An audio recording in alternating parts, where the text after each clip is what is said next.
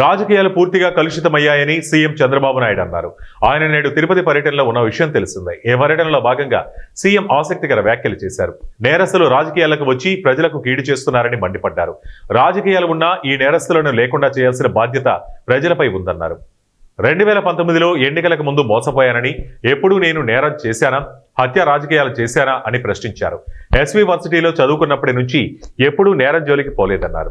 ప్రజల ఆస్తుల రక్షణ తన తొలి ప్రాధాన్యతని, లా అండ్ ఆర్డర్ తొలి బాధ్యతగా చేస్తారన్నారు. హింసా రాజకీయాలను ప్రోత్సహించారని స్పష్టం చేశారు. అలా హింసా రాజకీయాలు చేసే వారి గుండెల్లో నిద్రపోతారన్నారు. వివేకానంద రెడ్డి గుండెపోటుతో చనిపోయారని డ్రామాలాడారు. వివేకానందను అత్యంత దారుణంగా చంపారు. వివేక కూతురు సునీత వల్ల అసలు నిజం బయటకు వచ్చింది. ఇక ప్లాస్టిక్ కాలుష్యాన్ని నిర్మూలించండి. గత ప్రభుత్వం చెత్త మీద పన్నులు వేశారు. అక్టోబర్ నాటికి యార్డుల్లో ఉండి చెత్త లేకుండా చేస్తాం. అక్టోబర్ 2 నాటికి చెత్త సేకరణ కొత్త వాహనాలు వస్తాయి. ప్లాస్టిక్ భూతను తరిమి కొట్టండి.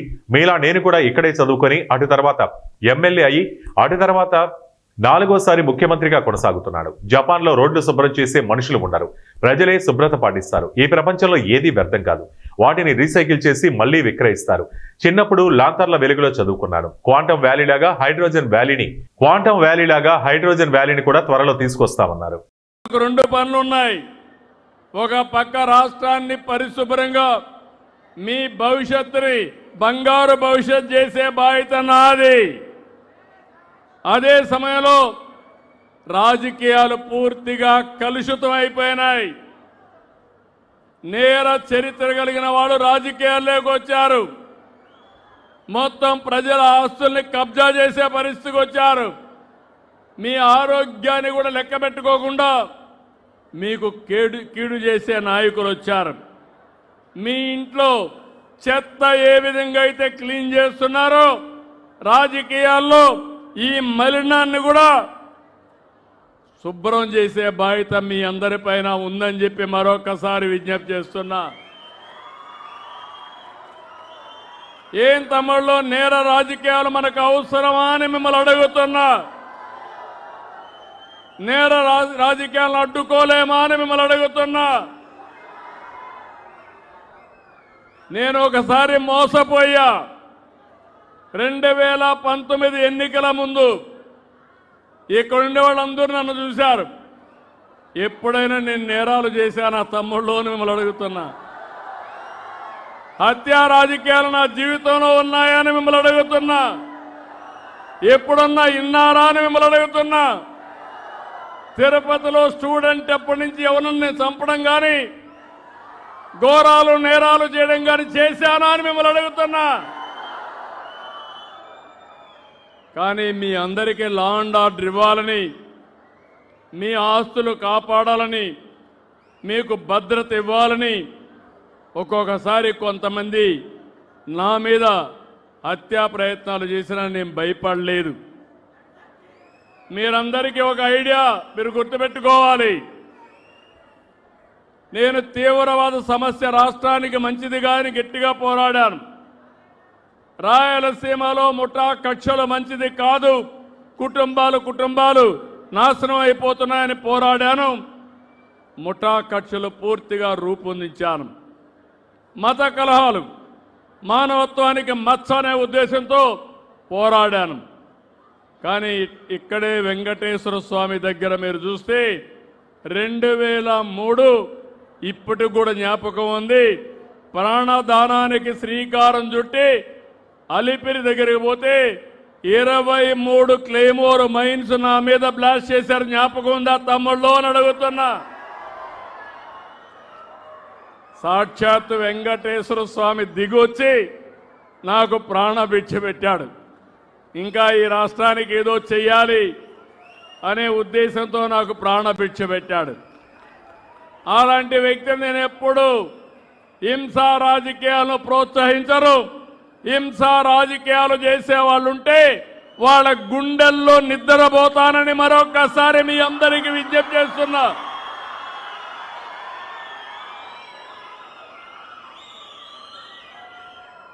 రెండు 2019లో మళ్లీ గుర్తు చేస్తున్నా. ఆ రోజు జరిగిన సంఘటన, నేనే ముఖ్యమంత్రి, నిద్రలేశాను. సాక్షి ఒక టీవీ ఉంది, ఆ పేరు ఎట్లా పెట్టారో నాకు ఇప్పటికి కూడా అర్థం కాలేదు. చేసే పనులన్నీ ఏదో పనులు, పేరు మాత్రం సాక్షి.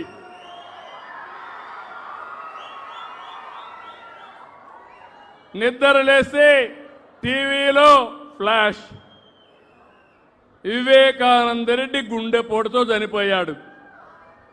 ఏమనిపిస్తుంది తమ్ముళ్ళో మీకు? పాపం అనిపిస్తుందా లేదా? నేను కూడా అనుకున్నాను, పాపం అనుకున్నాను. ఇంకొక అర్ధగంట అయిపోయింది. అక్కడ ఎవరున్నారు కనుక్కుంటే మా సిఐ అక్కడే ఉన్నాడు.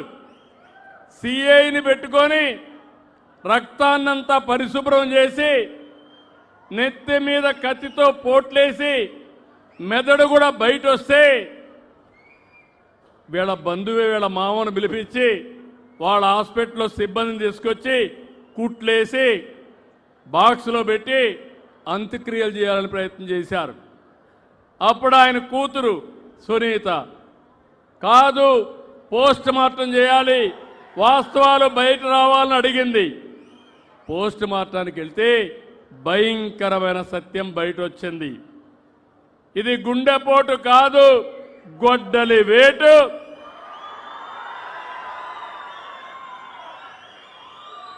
మెదడు కూడా బయటకు వచ్చిందని రిపోర్ట్లో చెప్పే పరిస్థితికి వచ్చారు. సాయంత్రం అయింది, డ్రామా మారింది, ప్లేటు ఫిరాయించారు. మా నాన్నను చంపేశారు, ఇప్పుడు ఒకే ఒక దిక్కు మా చిన్నాన్న, ఆయన కూడా చంపేశారని ప్లేటు ఫిరాయించాడు. తెల్లవారింది, పేపర్ వచ్చింది, నారాసుర రక్త చరిత్రని నా చేతిలో కత్తి పెట్టి ఒక ముఖ్యమంత్రి పైనే అపవాదు వేశారు. ఏం జమ్మల్లో జ్ఞాపకం ఉందా లేదా? కోర్టుకు పోయి ఎవరు మాట్లాడకూడదని ఒక ఆర్డర్ కూడా తీసుకొచ్చారు. దానివల్ల ఎలక్షన్లో సానుభూతి కూడా వచ్చింది. మీరు కూడా అనుకున్నారు పాపం అని. నేను మోసపోయా, మీరు పాపం అనుకున్నారు, కానీ కొంపలు కూలాయి. అవునా కాదా అని అడుగుతున్నా. మళ్ళీ మళ్ళీ మోసం చేస్తే నేను మోసపోవాలనా అని మిమ్మల్ని అడుగుతున్నా. మొన్న చిత్తూరు జిల్లాకు వచ్చారు మామిడి రైతులు. చంద్రి నీవ, నగిరి గాలేరు, తెలుగు గంగ ప్రారంభించింది ఎన్టీ రామారావు గారు. అవునా కాదా అని మిమ్మల్ని అడుగుతున్నా. తిరుపతికి తెలుగు నీళ్లు తెచ్చింది ఎవరయ్యా అని అడుగుతున్నా. తెలుగు గంగ ద్వారా నీళ్లు తిరుపతి తీసుకొచ్చిన పార్టీ తెలుగుదేశం పార్టీ. అవునా కాదా అని మిమ్మల్ని అడుగుతున్నాను. ఈ పక్కనే రోడ్డు ఉంది, ఎవరేశారు రోడ్డు అని అడుగుతున్నా. గరుడ వారధి ఎవరు తీసుకొచ్చారని మిమ్మల్ని అడుగుతున్నా. గరుడ వారధి ఇక్కడి నుంచి నేను అలిపిరి దాకా తీసుకపోతే ఈ దుర్మార్గులు అది కూడా ఇష్టం లేకుండా మధ్యలో ఆపేసే పరిస్థితికి వచ్చారు. అవిలాల చెరువుని బ్యూటిఫికేషన్ పెడితే దాన్ని ఆపేసే పరిస్థితికి వచ్చారు. నేను అందుకనే మీకు మొన్నే చూశారు, ఒక సంవత్సరంలో 3,850 కోట్ల రూపాయలు అందరి నీవా మీద పెట్టి 550 కిలోమీటర్ల విస్తరణ చేసి నీళ్లు రిలీజ్ చేశా. చెప్పిన మాట ప్రకారం కుప్పం వరకు నీళ్లు ఇచ్చే బాధ్యత ఈ ప్రభుత్వం తీసుకున్నామని విజ్ఞప్తి చేస్తున్నాం. ఇప్పుడే హామీ ఇస్తున్నాం, మల్లెమడుగు ప్రాజెక్టు రావాలి, బాలాజీ రిజర్వాయర్ రావాలి, వెంకటేశ్వర స్వామి దగ్గరికి అందరి నీవా నీళ్లు వస్తాయి. మంగళంపేట దగ్గర నుంచి భీమవరం దగ్గర ఒక చెరువు ఉంది, మూలపేట చెరువు ఒకటి ఉంది. ఆ చెరువుకు నీళ్లు తీసుకొచ్చి కళ్యాణ్ డ్యాముకు తీసుకొచ్చి తిరుపతి వెంకటేశ్వర స్వామి పాద చెంతాలకి తిరుపతికి నీళ్లు అందరి నీవా వస్తుందని మీ అందరికీ విజ్ఞప్తి చేస్తున్నా.